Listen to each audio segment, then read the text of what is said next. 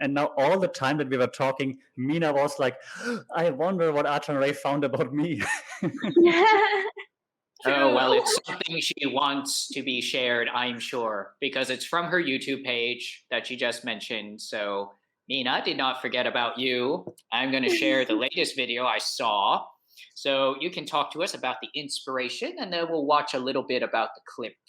So, yeah, it's your YouTube that you're starting to build up. So, as I'm getting it up, can you talk to us about your inspiration? What decided? So, you've done modeling, you've done some media work.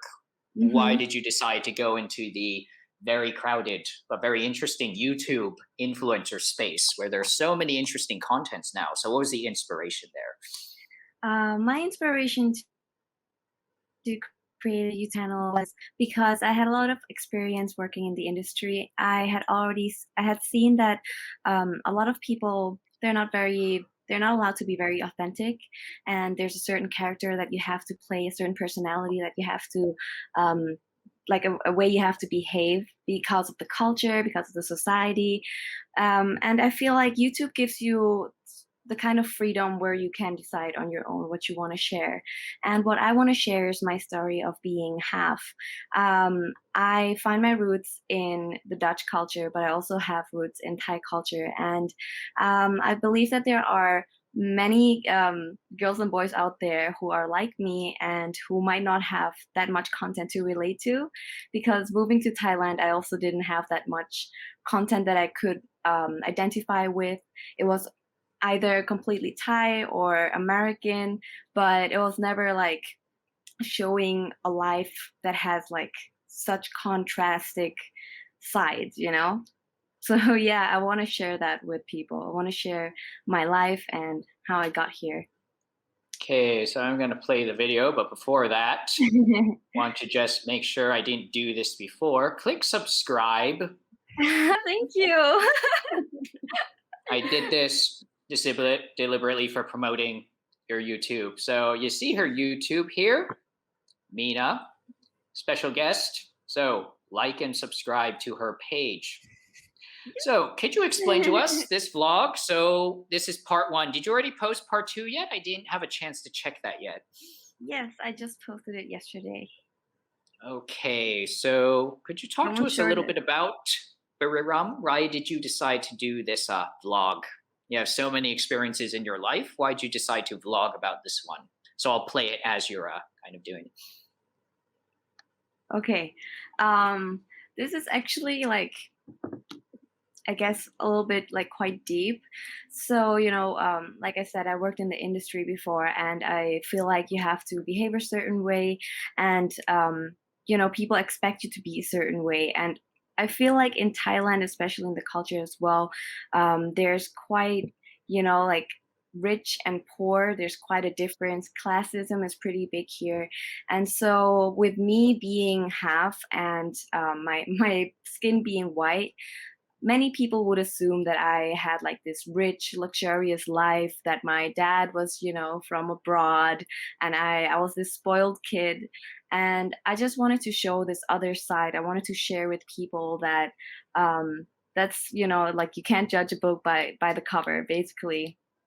And I also wanted to share that this side of me that I have, basically, countryside, everybody just nobody, like none of my Thai family lives in Bangkok. They all live in the countryside. They're very like chill people. They don't work or anything. But yeah, I wanted to show that I'm proud of my roots and that there's so much fun in that lifestyle, as well as, living in Bangkok, having like luxurious experiences. Yeah. This looks like a super long drive. Was it? It was 5 to 6 hours long. Do you like long car rides, Ajahn Sasha? Who likes long car rides? But having also lived in Isan for over a year, I did those car rides too, so I understand doing them. Wow. Makes me want to visit now. Yeah, Yes, you should go. definitely visit Buriram. It's starting to become more and more developed as well, and I think they're trying to make Buriram more like a tourist attractive as well, like in these coming years. Road trip, How Bajan Sasha. Yeah, sure. I'm not sure. I'm all for it. What was the longest period that you haven't been there? Oh, well, when I was a kid, I was born and I like was raised in Europe, so I wasn't there for a Yeah, really right. long time. But like in the period that I was living in Thailand, I think a year or two, not And then almost 2 years. when you came back, like how much did it change? Because from when I go back to visit, like where I started my Thai journey back then in Isan, it changes so much within a year. It's crazy. Is it the same in Buriram? Yes, yes, it does. Like I remember when I was a kid, there wasn't even a 7-Eleven, but now there's like a Lotus and a 7-Eleven. Like everything's more developed. I'm really Mhm. happy to see that as well. Right. Cool. So we will link in to the description your YouTube page so that hopefully more people subscribe. So as we're building our page, we'll hopefully build yours as well. So Thank thank you you for so much. talking about that, Mena.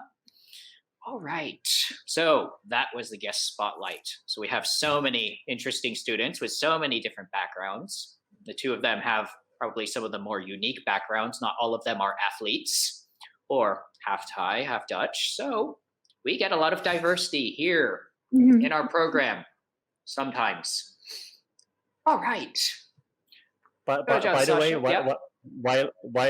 while Mina was talking about her Dutch roots, Silab was like, yes, I can speak Dutch with her.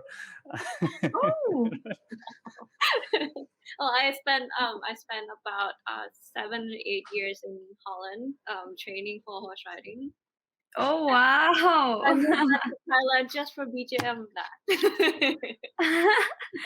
That's such a coincidence. Like the Netherlands, they love horses. Like in the Netherlands, if you go to the Netherlands, you will still see people like riding on horses from their house to the grocery store, you know.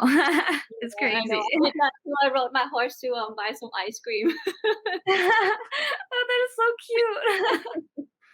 Cute, right? Yeah, cute. That's the word. Exactly. I enjoyed this stuff. Hmm. Hey,